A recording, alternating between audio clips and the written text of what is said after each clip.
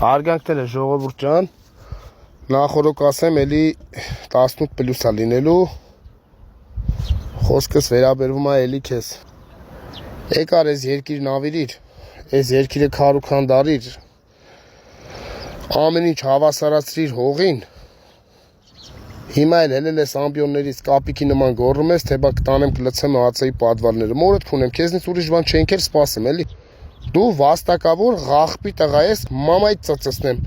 ԱՑ-ի պատվալ լցելով հարցի լուծում չես տալու, մորդ քունեմ, մնես չի որ ԱՑ-ի պատվալ մեզի տարար լցիր, տենց yaman գիտի քո մոտ բան փոխվավ, ԱՑ-ի պատվալում մորդ կքունենք, նայ ասում եմ բոզի ծնունդ, քո մոմենտով ստրախովկա չկերցնես, քո մոմենտով չվախցնես, ոչ քո նման ոչիլից ենք վախում, ոչ էլ քո ոչիլ մուսրներից, լավ իմացի, որ այսօր վեր-վեր ես թռնը, որ քո միլիցեքը քո ոռը պահում են, այդ միլիցեքը մի օր ֆռալու են ոռիցդ քունեն, բոզի տղա, լավ իմացի, ամեն ինչին չափ ու սահման կա, դու ամեն ինչ անցնում ես, այն կարմիր գիծը որ կա, դու այդ կարմիր գիծը արդեն վաղուց անցել ես, եթե քո երակներով մի հատ, մի տենց երակի մեջով հայի արյուն հոսեր,